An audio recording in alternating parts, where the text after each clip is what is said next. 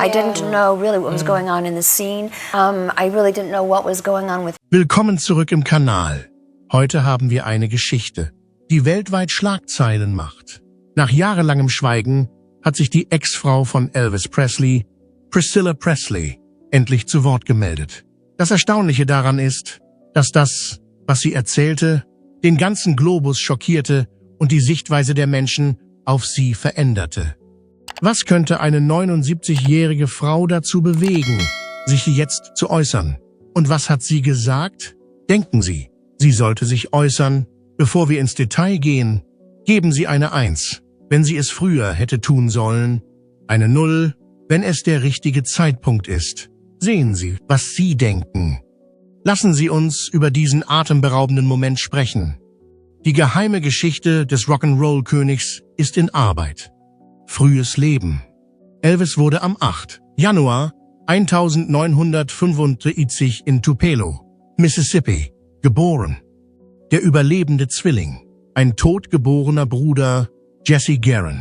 Elvis wuchs in einer engen Familie mit seinen Eltern auf, insbesondere mit Gladys. Seine Liebe zur Musik erwarb er in der Assembly of God Church. Elvis hatte schon früh mit finanziellen Schwierigkeiten zu kämpfen. Sein Vater Vernon hatte Schwierigkeiten, eine Arbeit zu finden, sodass die Familie auf die Regierung und Nachbarn angewiesen war. Vernon wurde 1938 wegen Scheckbetrugs inhaftiert, was sie ihr Haus kostete. Trotz dieser Herausforderungen blieb Elvis' Leidenschaft für die Musik ungebrochen. Sein erster öffentlicher Auftritt war das Singen von Old Shep auf einer lokalen Messe im Alter von 10 Jahren. Dann kaufte er sich seine erste Gitarre und lernte mit einem Pfarrer und einem Onkel zu spielen. Anfangs war er schüchtern, öffentlich aufzutreten. Die Lehrer hielten Elvis für einen mittelmäßigen Sechstklässler. Er sang und spielte Gitarre in der Klasse, wo er von seinen Mitschülern als Hinterwäldler verspottet wurde. Elvis Presley wurde im September 1946 in die 6. Klasse der Milam-Schule eingeschult. Und hier begann sein Weg zur Verbreitung der Musik. Im nächsten Jahr spielte er Gitarre und sang bei Schulveranstaltungen. Trotz des Spottes wuchs Elvis' Liebe zur Hillbilly-Musik. Elvis liebte es, die Radioshow von Mississippi Slim zu hören, einem musikalischen Idol. Das Schicksal lächelte, als Slim den jungen Elvis beriet und ihm Akkordtechniken zeigte. Elvis sollte mit 12 Jahren zweimal in Slims Radioshow auftreten. Elvis überwand seine Nervosität auf der Bühne und trat beim zweiten Mal gut auf, sodass er sein Talent einem größeren Publikum präsentieren konnte. Frühe musikalische Einflüsse.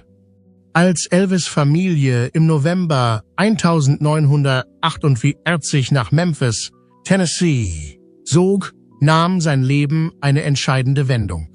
Er reiste nach Los Angeles. Trotz einiger Herausforderungen verfolgte er seine musikalische Karriere an der Humes High School weiter. Obwohl er eine miserable 3 in Musik erhielt und ihm gesagt wurde, dass er kein guter Sänger sei, ignorierte Elvis die Einschätzung seines Lehrers. Als er den beliebten Song Keep Them Cold, Icy Fingers Off Me sang, verblüffte er alle, indem er sein Gesangstalent mit einer Gitarre unter Beweis stellte. Seine Schüchternheit und der gelegentliche Spott, den er als Muttersöhnchen erfuhr, hielten ihn jedoch davon ab, in der Öffentlichkeit aufzutreten. 1950 begannen Elvis Presleys musikalische Kollaborationen Gestalt anzunehmen. Er begann mit seinem Nachbarn Lee Denson Gitarre zu spielen und gründete eine lose Musikgruppe mit 3 anderen Jungen, darunter die späteren Rockabilly-Pioniere Dorsey und Johnny Burnett. Diese frühe Zusammenarbeit ermöglichte es Elvis, seine Fähigkeiten zu verfeinern und mit einer breiten Palette von Musikstilen zu experimentieren. Während seines Juniorjahres begann Elvis, seinen eigenen Stil zu entwickeln. Er hob sich von seinen Zeitgenossen ab, indem er seine markanten Koteletten und sein gut gestyltes Haar einsetzte. Dies war der Beginn seines einzigartigen Images, das später zum Symbol für den Rock'n'Roll werden sollte. Elvis Presley hatte eine große Liebe zur Musik, die über seine Schulauftritte hinausging. Er besuchte oft die Beale Street, das pulsierende Zentrum der Blues-Szene von Memphis, wo er sich in die farbenfrohe Kleidung von Lansky Brothers verliebte, einem Geschäft, das er später für seine eigenen Modevorbilder aufsuchen sollte. In seinem letzten Schuljahr fühlte sich Elvis wohl genug, um 1953 an Humes jährlicher Minstrel Show teilzunehmen. Seine Darbietung von Till I Waltz Again with You, einer bekannten Ballade von Teresa Brewer, war ein Wendepunkt in seiner Karriere. Bevor seine Teilnahme an dem Talentwettbewerb ihn berühmt machte, war Elvis ein ganz normaler Schüler. Später beschrieb er, wie er, nachdem er im Musikunterricht durchgefallen war und verachtet wurde, durch seine Gesangskünste auf sich aufmerksam machte. Diese Erfahrung stärkte sein Selbstvertrauen und vertiefte seine Leidenschaft für die Musik. Die Aufnahmen haben Vorrang. Trotz seiner Unfähigkeit, Noten zu lesen, hatte Elvis ein natürliches Talent, nach dem Gehör zu spielen. Er hörte seinen Lieblingsmusikern, darunter Hank Snow, Roy Acuff und Ernest Tubb, stundenlang in Plattenläden zu. Er wollte den Stil von Jake Hess imitieren, einem Gospelsänger aus den Südstaaten, der ihn mit seinen tiefgründigen Melodien besonders faszinierte. Elvis war fasziniert von den Harmonien weißer Gospelgruppen. Wie einige seiner Freunde hätte er auch an Abenden, an denen nur Weiße Zutritt hatten, in Bluesclubs gehen können, was seinen musikalischen Horizont noch mehr erweitert hätte. Mehrere seiner späteren Kompositionen wurden von den afroamerikanischen Musikern Rufus Thomas und Arthur Crudup inspiriert, die Elvis sehr schätzte. Der bekannte Bluesmusiker B.B. King erinnerte sich sogar daran, dass er Elvis schon vor seinem Ruhm kannte, da sie gemeinsam in der Beale Street wohnten. Als Elvis im Juni 1953 die Highschool abschloss, wusste er, dass die Musik seine Berufung war. Im August desselben Jahres traf Elvis eine wichtige Entscheidung, indem er bei Memphis Recording Service unterschrieb, dem Studio von Sam Phillips, der später Sun Records gründen sollte. My Happiness und That's When Your Heartaches Begin sollten von Elvis auf einer zweiseitigen Acetat-CD aufgenommen werden. Diese Aufnahme wurde höchstwahrscheinlich als Geburtstagsgeschenk für seine Mutter gemacht oder damit Elvis seine eigene Stimme auf einer Schallplatte hören konnte. Dieser scheinbar kleine Akt sollte der Beginn von Elvis Presleys außergewöhnlicher Reise ins Musikgeschäft sein. Im August 1953 trat Elvis Presley dem Memphis Recording Service bei und hatte mehr im Sinn als nur die Aufnahme eines Liedes. Der Biograf Peter Guralnick behauptet, dass Elvis Sam Phillips, den Besitzer des Studios, dazu drängte, ihn aufzuspüren. Im Januar 1954 kehrte Elvis zu Sun Records zurück, um 2 weitere Songs aufzunehmen, I'll Never Stand in Your Way and It Wouldn't Be the Same Without You, weil er es wollte. Er unternahm einen Versuch, aber nichts schien sofort zu passieren. Elvis' erfolgloses Vorsingen bei den Songfellows, Eddie Bonds Band und dem örtlichen Gesangsquartett gehörte zu seinen weiteren Enttäuschungen. Dennoch dachte Sam Phillips weiter über Elvis nach. Phillips hoffte, dass die pure Genialität schwarzer Künstler von einem breiteren Publikum wahrgenommen werden würde. Im Juni 1954 hörte er einen Ausschnitt aus Jimmy Sweeneys Song Without You und dachte, Elvis könnte dazu passen. Trotz Elvis' Schwierigkeiten mit dem Song erkannte Phillips sein einzigartiges Potenzial und bat am 5. Juli 1954 den Bassisten Bill Black und den Gitarristen Scotty Moore, mit Elvis Aufnahmen zu machen.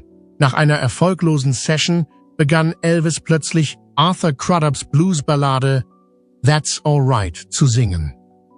Phillips sah die Schönheit, die sich vor ihm entfaltete, und begann zu drehen, sobald Moore und Black dazukamen. Dieser Sound, eine Mischung aus Blues, Country und Gospel, die später als Rockabilly bekannt werden sollte, war genau das, wonach er gesucht hatte. 3 Tage später spielte der Disc-Jockey Dewey Phillips aus Memphis Elvis Presleys Version von That's Alright in seiner Radiosendung und die Resonanz war verblüffend.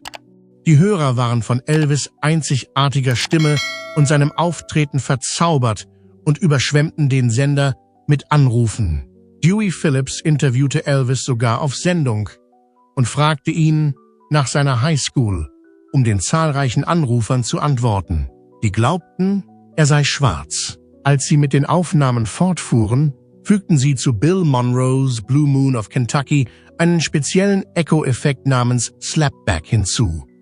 Dieser Song wurde zusammen mit That's Alright die erste Single von Elvis Presley, Die Single, die auf der A-Seite That's Alright und auf der B-Seite Blue Moon of Kentucky enthielt, verkörperte Elvis Presleys einzigartige Mischung musikalischer Genres und markierte den Beginn seines schnellen Aufstiegs zum Ruhm. Berühmtheit erlangen. In dem Maße, in dem seine Musik wuchs und die rassischen und musikalischen Normen durchbrach, stieg die Popularität von Elvis. Durch seine charismatischen Live-Auftritte und sein freundliches Auftreten machte er sich schnell einen Namen als König des Rock'n'Roll. Dieser Titel sollte nicht nur seine Karriere bestimmen, sondern auch die Musikindustrie verändern und einen nachhaltigen Einfluss auf die kommenden Jahrzehnte ausüben. Elvis Presleys rasanter Aufstieg begann 1954, als er seinen ersten Song That's Alright bei Sun Records in Memphis aufnahm. Durch den Erfolg des Liedes wurde er lokal bekannt und erlangte schnell einen hohen Bekanntheitsgrad. Bevor er einen Plattenvertrag mit RCA Victor unterzeichnete, hatte Johnny seinen ersten Auftritt in einer lokalen Fernsehshow namens The Louisiana Hayride. 1956 wurde die erste Platte von Elvis Presley ein großer Erfolg im Musikgeschäft. Country und Rock'n'Roll ermöglichte es ihm, musikalische Grenzen zu überschreiten und ein breites Publikum anzusprechen. Die Live-Auftritte von Elvis Presley waren legendär. Sein fesselndes Charisma, seine atemberaubende Bühnenpräsenz und seine unverwechselbaren Tanzschritte, darunter der bekannte Elvis Presley-Tanz, zogen ein großes Publikum an. Er begann, durch das ganze Land zu reisen und an verschiedenen Veranstaltungsorten aufzutreten. Er trat nicht nur bei Konzerten auf, sondern auch im Fernsehen, in Theatern und in Symphoniehallen. Diese kulturellen Ereignisse revolutionierten die Live-Unterhaltung. Im selben Jahr gab Elvis sein Schauspieldebüt in dem Bürgerkriegswestern Love Me Tender. Er zeigte seine Hingabe an das Handwerk, indem er das gesamte Drehbuch auswendig lernte, bevor die Dreharbeiten begannen. Der kommerzielle Erfolg des Films ermöglichte es Elvis, in mehreren anderen Filmen mitzuspielen, darunter King Creole und Jailhouse Rock. Trotz seiner Popularität als Schauspieler hatte Elvis es in der Filmindustrie nicht leicht. Einige seiner Filme, wie Jailhouse Rock, erhielten gute Kritiken und waren beim Publikum sehr beliebt. Aber andere, wie Stay Away Joe, stießen nicht auf die gleiche Resonanz. Schließlich verlor Elvis das Vertrauen in die klischeehaften und oft glanzlosen Filme, die er drehte. Er sehnte sich nach mehr Verantwortung und kreativer Kontrolle über seine geschäftlichen Unternehmungen, seinen Militärdienst und seine persönliche Tragödie. Elvis' Musik- und Filmprojekte hatten gerade erst begonnen, als er 1958 einen Einberufungsbescheid erhielt. Sein schneller Aufstieg zum Ruhm wurde vorübergehend gestoppt und eine neue Ära sollte als Ergebnis dieses lebensverändernden Ereignisses beginnen. Am 24. März 1958 wurde Elvis Presley in Fort Chaffee in Arkansas auf die Armee der Vereinigten Staaten vereidigt. Scharen von Fotografen und Fans warteten darauf, den Rock'n'Roll-König in einer Militäruniform zu sehen, was für große Aufregung sorgte. Der stets charmante Elvis erklärte, er werde seinem Land dienen, ohne eine Sonderbehandlung zu verlangen. März bis zum 17. September 1958 absolvierte Elvis eine strenge Grund- und fortgeschrittenen Ausbildung in Fort Hood, Texas. Nachdem er sich zum Dienst bereit erklärt hatte, wurde ihm eine Stelle in der Kompanie A, 2D Medium Tank Battalion, 37 die Arme zugewiesen. Während einer kurzen 2-wöchigen Pause, Anfang Juni, schaffte er es, eine Aufnahmesession in Nashville zu absolvieren, was seine unerschütterliche Hingabe zur Musik bewies. Anfang August kam es jedoch zu einer Tragödie, als Elvis Presleys geliebte Mutter Gladys an Hepatitis erkrankte. Elvis erhielt am 12. August einen Noturlaub und kehrte schnell nach Memphis zurück. Seine Mutter, die 46 Jahre alt war, verstarb jedoch 2 Tage später an Herzversagen. Elvis hatte eine enge Beziehung zu seiner Mutter und ihr Tod erschütterte ihn. Ihre Verbindung war von tiefer Verbundenheit und Mitgefühl geprägt, selbst als Erwachsene. Elvis' Leben wurde durch diesen schrecklichen Verlust für immer verändert. Trotz der tiefen Trauer ging Elvis' militärische Karriere weiter. Am 1. Oktober 1958 trat er in das 1. Medium Tank Battalion, 32 in Armor, 3D Armored Division, Ray Barracks, Westdeutschland, ein. Er war ein Panzeraufklärungsspezialist, der die Aktionen seiner Einheit mit seinem Wissen unterstützte. Elvis' Erfahrung beim Militär veränderte sein Leben. Es öffnete ihm die Augen, setzte ihn neuen Ideen aus und forderte seine Widerstandsfähigkeit. Trotz seines persönlichen Leids erfüllte er weiterhin seine Pflichten als Soldat und bewies, dass er nicht nur eine Rock'n'Roll-Legende, sondern auch ein engagierter Soldat war. Elvis Presley wurde am 27. November 1958 zum Private 1. Class und am 1. Juni 1949 zum Specialist 4 TH Class befördert, als Ergebnis seiner Hingabe und harten Arbeit. Seine Hingabe ging über seine Pflichten beim Militär hinaus. Während seiner Dienstzeit kam Elvis mit Amphetaminen in Berührung, die er sehr schätzte, da sie ihm zu mehr Energie verhalfen und ihm beim Abnehmen halfen. Er interessierte sich auch sehr für Karate und trainierte fleißig unter Jürgen Seidel, bevor er Karate-Moves in seine bekannten Rollen auf dem Bildschirm einbaute. Trotz seiner Berühmtheit bemühte sich Elvis, wie jeder andere Soldat behandelt zu werden. Durch seine Großzügigkeit und sein Mitgefühl gewann er die Bewunderung und Wertschätzung seiner Kameraden.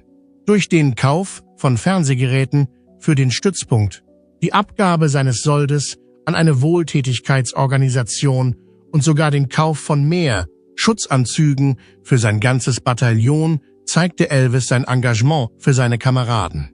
Am 5.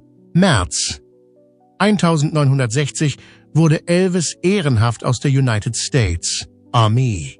Nachdem er seinem Land mit Auszeichnung gedient hatte, hatte seine militärische Erfahrung einen tiefgreifenden Einfluss auf sein Leben und gab ihm einen starken Sinn für Disziplin und Verantwortung. Elvis hielt durch und verließ das Militär mit einem neuen Sinn für Ziel und Richtung. Trotz persönlicher Probleme wie dem Tod seiner Mutter und seiner wachsenden Abhängigkeit von Aufputschmitteln und Barbituraten. Während seines Aufenthalts in Deutschland lernte Elvis Presley seine zukünftige Frau Priscilla Beaulieu kennen und sein Leben nahm eine weitere unerwartete Wendung. Ihre Begegnung war der Beginn einer intensiven und turbulenten Beziehung zu Priscilla, die Menschen auf der ganzen Welt in ihren Bann ziehen sollte.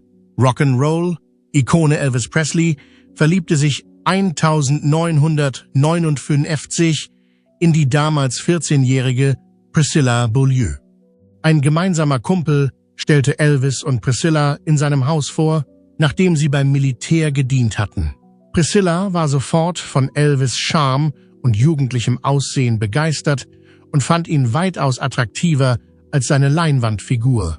Trotz ihres Altersunterschieds fühlte sich Elvis zu Priscillas Ausgeglichenheit und Schönheit hingezogen.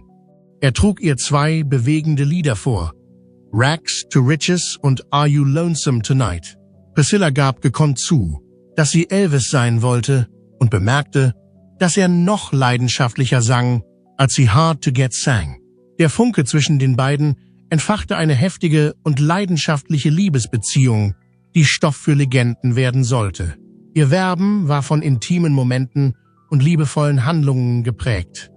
Der erste Kuss von Elvis und Priscilla ist eine wertvolle Erinnerung, die die Intensität ihrer Liebe unterstreicht. Priscillas Eltern waren von Elvis' Charme und seinem aufrichtigen Versprechen, sich um ihre Tochter zu kümmern, überwältigt. Trotz ihres Altersunterschieds von 10 Jahren verliebten sich Elvis und Priscilla ineinander.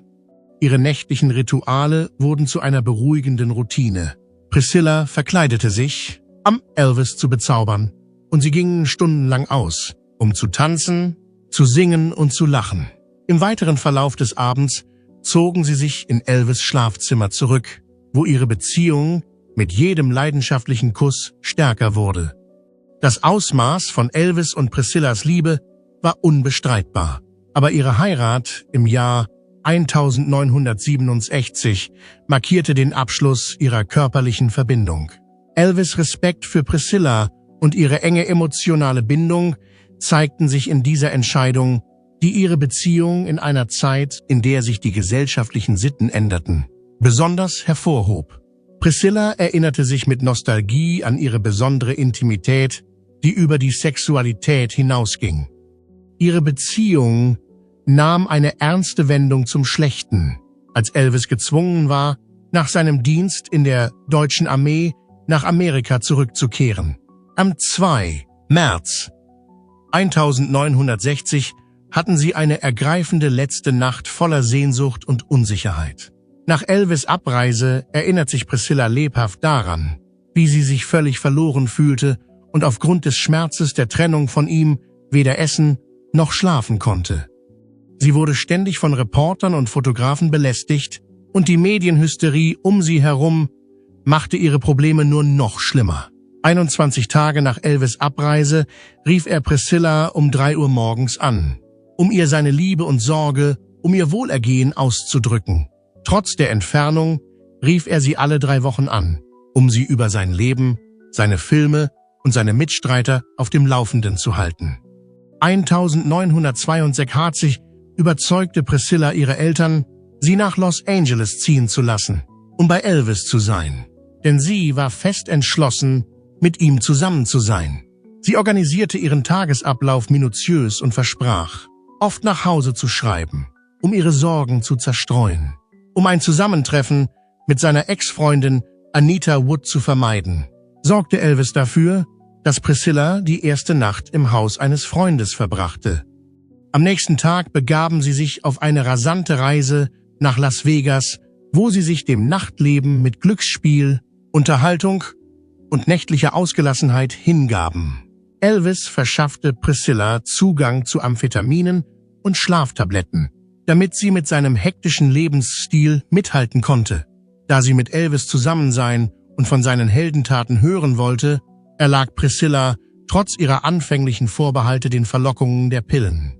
Um vorgefertigte Briefe nach Hause zu schicken und die Illusion aufrecht zu erhalten, die Anweisungen ihrer Eltern zu befolgen, erfand Priscilla akribisch eine Geschichte, die die wahre Natur ihres Lebens mit Elvis verbarg. 2 Wochen lang schliefen sie tagsüber und unternahmen nachts Ausflüge, tauchten in eine Welt voller Exzesse und Abenteuer ein. Ihre Bindung wurde im Dezember 1962 weiter gefestigt, als Priscilla und Elvis gemeinsam Weihnachten in Graceland feierten. Nachdem sie jedoch nach Memphis gezogen war, um näher bei Elvis zu sein, fiel es ihr zunächst schwer, sich mit seinen Leuten zu arrangieren. Stattdessen suchte sie Trost und Gesellschaft bei Elvis' Großmutter und verlegte nach und nach ihr Hab und Gut nach Graceland, ohne dass Elvis es bemerkte. Als Elvis vorschlug, dass Priscilla einziehen sollte, hatte sie es sich bereits gemütlich gemacht. Leben in der Ehe. Im Dezember 1966 überraschte Elvis Priscilla mit einem 3,5-karätigen Diamantring, als er ihr auf den Knien einen Heiratsantrag machte. Die Großzügigkeit verblüffte Priscilla, die sein Angebot gerne annahm. Ihre Liebe hatte sich zu einer Verpflichtung entwickelt, und sie waren bereit, ein neues Kapitel in ihrer Beziehung zu beginnen. Am 1. Mai 1967 heirateten sie in einer kurzen Zeremonie, die etwa 8 Minuten dauerte, in Las Vegas. Während einer extravaganten Hochzeitsreise in Palm Springs feierte das Paar seine Liebe und sein neu entdecktes Glück. Als Ehefrau genoss Priscilla es, sich um ihren Mann zu kümmern und ihn zu verwöhnen. Aufgrund ihrer engen Beziehung entwickelten sie sogar eine eigene Sprache, einen Baby-Talk-Dialekt, den nur sie verstehen konnten. Doch nur 7 Monate nach ihrer Hochzeit überraschte Elvis Priscilla mit einer verblüffenden Entdeckung. Was er wollte, war eine Trennung auf Probe. Diese Feststellung überraschte Priscilla, die im 7. Monat schwanger war. Elvis sagte ihr, dass sie nichts falsch gemacht habe, aber dass die Dinge nicht gut liefen und dass er Zeit zum Nachdenken brauche. Nur seine eigenen Zweifel und Fragen beunruhigten ihn. Die Ankündigung einer Trennung auf Probe war für Priscilla sehr beunruhigend. Infolgedessen war sie traurig und besorgt über die Zukunft ihrer Ehe. Elvis' Hang zur Zurückgezogenheit und seine persönlichen Probleme trübten ihre vermeintlich perfekte Liebesgeschichte. Rückblickend erkannte Priscilla, dass Elvis' Wunsch nach einer Trennung auf Probe aus seinen Sorgen über die Vaterschaft und die möglichen Auswirkungen auf seinen Ruf resultierte. Die Vaterschaft bereitete Elvis Unbehagen, besonders im Rampenlicht. Würden seine Fans ihn als Vater akzeptieren? Würden sie ihm treu bleiben? Diese Ungewissheit führte zu Spannungen in ihrer Beziehung, die zu ihrer vorübergehenden Trennung führten. Die Trennung hielt bis zur Geburt ihrer Tochter Lisa Marie an. Obwohl sie nie wieder angesprochen wurde, in ihrer Verzweiflung riefen sie ihre Mutter in New Jersey an und eilten ins Krankenhaus. Als bei Priscilla im Februar 1968 die Wehen einsetzten. Nach einem kleinen Missgeschick mit dem falschen Krankenhaus kamen sie schließlich rechtzeitig zur Entbindung von Lisa Marie um 17:01 Uhr im Krankenhaus an. Elvis war überglücklich, überhäufte Priscilla mit Küssen und bewunderte ihr normales, gesundes Baby. Er war in seine Tochter verliebt und konnte nicht glauben, dass er geholfen hatte, ein so schönes Kind zu zeugen. Für Priscilla war es aufschlussreich, Elvis in seiner Eigenschaft als hingebungsvoller Vater zu sehen. Im Gegensatz zu dem bekannten Elvis Presley sah sie eine zerbrechliche, wehrlose Seite an ihm. Die Geburt ihrer Tochter brachte dem Paar eine kurze Zeit des Glücks und der Nähe. Elvis war offensichtlich in Lisa Marie verliebt und genoss die Freuden der Elternschaft. Doch das Eheglück wurde allmählich von den Herausforderungen überschattet, die vor ihm lagen. Mit der Zeit wurde Elvis und Priscillas einst glühende Liebe schwächer. Elvis Presleys rigoroser Lebensstil, die Anforderungen der Berühmtheit und der Ehebruch beider Parteien beeinträchtigten ihre Beziehung.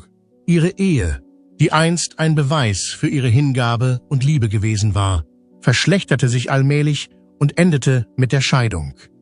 Die Geburt von Lisa Marie brachte neue Schwierigkeiten für die Beziehung von Elvis und Priscilla mit sich. Priscilla fühlte sich, von Elvis' mangelndem Wunsch, den persönlichen Kontakt wieder aufzunehmen, im Stich gelassen und begründete dies mit ihrem Bedürfnis, sich zu erholen. Priscilla enthüllte später in ihrer Biografie Elvis und ich, dass Elvis dazu neigte, Beziehungen mit Frauen zu vermeiden, die Eltern waren. Diese Erkenntnis brachte ein noch größeres Problem in ihrer Ehe ans Licht. Trotz ihrer frühen Probleme hatte Elvis weiterhin außereheliche Affären, während sie verheiratet waren. Priscilla, die sich unzufrieden und verlassen fühlte, fand in den frühen 1970er Jahren schließlich Trost in den Armen ihres Karatelehrers Mike Stone. Als ihre emotionale Trennung immer größer wurde, traf Priscilla schließlich 1972 die Entscheidung, sich von Elvis scheiden zu lassen, da er immer noch mit einer anderen Frau zusammen war. Sie betonte den Schaden, den sein Ehebruch in ihrer Beziehung angerichtet hatte, und erklärte, ich wollte nicht mehr mit ihm teilen. In einem Interview aus dem Jahr 2018 sprach Priscilla über ihre gescheiterte Ehe und räumte ein, dass sie getrennte Leben führten und dass eine Veränderung unerreichbar schien. Ihre Darstellung einer Liebe, die nach und nach verblasste und durch Enttäuschung und Trennung ersetzt wurde, war ergreifend. Laut seiner Freundin Mae Boren Axton erlitt Elvis einen verheerenden Schlag, als Priscilla ihn verließ, was sein Ego und seine Würde zerstörte. Die Scheidungspapiere vom 15. August 1972 bezeugten die Tatsache, dass sie seit dem 23. Februar 1972 getrennt lebten und beschrieben die Aufteilung ihres Vermögens. Priscilla erhielt eine beträchtliche Pauschalzahlung sowie eine saftige Abfindung, die Luxusautos, einen Anteil an ihrem Vermögen und 10 Jahre lang monatliche Unterhaltszahlungen umfasste. Trotz ihrer formellen Trennung hatten Elvis und Priscilla eine recht enge Beziehung. Zum Wohle ihrer Tochter, Lisa Marie, pflegten sie eine liebevolle und unterstützende Beziehung als gemeinsame Eltern. Als sie über Lisa sprach, erzählte Priscilla, dass sie sich oft mit Namen ansprachen, was auf ihre dauerhafte Beziehung und ihren Respekt füreinander hinweist. Die letzten Jahre und das Vermächtnis. Auch nach dem Ende ihrer Ehe standen sich Elvis und Priscilla nahe und waren sich sehr zugetan. Sie diskutierten weiterhin über ihr Leben und ihre Überzeugungen, als wären sie noch immer in einer Beziehung. Charlie Hodge, ein Musiker und enger Freund von Elvis Presley, sah ihre Verbindung und verglich sie mit 2 Highschool-Lieblingen, die immer noch über ihre Sehnsüchte sprachen. 16. August 1977 verstarb Elvis Presley im schrecklichen Alter von 42 Jahren. Obwohl als offizielle Todesursache Herzrhythmusstörungen angegeben wurden, ein Herzleiden, das sich durch jahrelangen Missbrauch verschreibungspflichtiger Medikamente verschlimmert hatte, ist die wahre Geschichte seines Ablebens wesentlich tragischer und komplexer. Elvis' Abstieg in die Sucht begann in den frühen 1960er Jahren, als ihm Amphetamine verschrieben wurden, um seine energiegeladenen Bühnenauftritte aufrechtzuerhalten, und Barbiturate, um ihm beim Einschlafen zu helfen. Mit der Zeit wuchs seine Abhängigkeit von diesen Narkotika und er begann, Medikamente wie Codein und Demerol zu nehmen, um seine chronischen Schmerzen und Schlaflosigkeit zu lindern. In seinen letzten Jahren wurde Elvis Presleys Drogenkonsum unkontrollierbar. Er kombinierte routinemäßig illegale Drogen wie Amphetamine und Gerinnungsmittel mit massiven Dosen von Aufputschmitteln, Beruhigungsmitteln und Schmerzmitteln. Diese tödliche Mischung schädigte seinen Körper schwer und führte zu gefährlich hohem Blutdruck, chronischer Verstopfung, extremer Gewichtszunahme und verschiedenen anderen Gesundheitsproblemen. Am Tag vor seinem Tod wurde Elvis von seiner geliebten Ginger Alden schlafend in seiner Toilette gefunden. Er hatte die Nacht mit verschreibungspflichtigen Medikamenten und einem fett- und cholesterinreichen Abendessen verbracht. Der Gerichtsmediziner kam zu dem Schluss, dass sein Tod die Folge einer tödlichen Kombination aus Drogenmissbrauch und medizinischen Grunderkrankungen war. In den Jahren nach seinem Tod hat die Familie von Elvis Presley mutig über seinen Kampf mit der Sucht berichtet. Ihre Aussagen beleuchten die dunkelsten Phasen seines Lebens und zeigen die schädlichen Auswirkungen, die der Drogenmissbrauch auf sein körperliches und seelisches Wohlbefinden hatte. Nach Elvis Presleys tragischem Tod im Jahr 1977 war die Musikbranche am Boden zerstört und die Umstände seines Ablebens werden immer noch diskutiert, obwohl als Todesursache eine Herzerkrankung angegeben wurde, die sich durch jahrelangen Missbrauch von verschreibungspflichtigen Medikamenten verschlimmert hatte, war Elvis Presleys Sucht zweifellos ein wesentlicher Faktor, der zu seinem vorzeitigen Ableben beitrug. Inmitten der Spekulationen und des Leids machte Vernon Presley, der Vater von Elvis Presley, eine verblüffende Erklärung. In einem Artikel in Good Housekeeping aus dem Jahr 1978 bot Vernon eine einzigartige Perspektive auf die Beziehungen seines Sohnes und enthüllte den wahren Grund für die Scheidung von Elvis Presley und Priscilla. Vernon stellte klar, dass er und Elvis' Mutter, Gladys, nie versucht haben, die Wahl der Frau oder die geschäftlichen Entscheidungen ihres Sohnes zu beeinflussen. Ihr einziger Wunsch war, dass er mit seiner Ehefrau glücklich werden würde. Vernon beschrieb Priscilla als ein fleißiges, unabhängiges und dennoch freundliches Mädchen. Sie war Anfang der 1960er Jahre nach Memphis gezogen, um die Highschool zu beenden, als Elvis in der deutschen Armee diente. Vernon behauptet jedoch, dass Elvis' Ehe mit Priscilla in einer Scheidung endete, weil er nach der Hochzeit erkannte, dass er nicht wirklich bereit für die Ehe war. Außerdem verstand er die Belastung, die Elvis Presleys anspruchsvoller Tourneeplan, besonders nach der Geburt ihrer Tochter Lisa Marie, durch ihre häufigen Trennungen verursachte. Trotz ihrer Eheprobleme stellte Vernon fest, dass Elvis seine Tochter anbetete und sie ihren Vater liebte. Elvis fand Trost und Zufriedenheit in der innigen Bindung zwischen Vater und Tochter, selbst nachdem seine Ehe gescheitert war. Vernons Enthüllung wirft ein Licht auf die Komplexität von Elvis Presleys Privatleben und die Faktoren, die zum Scheitern seiner Ehe beitrugen. Sie deutet darauf hin, dass Elvis trotz seines immensen Reichtums und Ruhmes mit der Verantwortung und den Pflichten einer Ehe zu kämpfen hatte. Aufgrund des Karrieredrucks und seines Bedürfnisses nach Unabhängigkeit und Freiheit endete seine Beziehung zu Priscilla. Vernon Presley sprach in seinem Artikel von 1978 auch über Elvis Presleys spätere Beziehungen zu anderen Frauen. Er räumte ein, dass Elvis nach seiner Scheidung von Priscilla andere Beziehungen hatte, aber er glaubte, dass Linda Thompson am besten zu ihm passte. Er spekulierte, dass ihre endgültige Trennung darauf zurückzuführen sein könnte, dass Elvis von ihrer Liebe überwältigt war, obwohl er sagte, sie sei mitfühlend und immer für ihn da.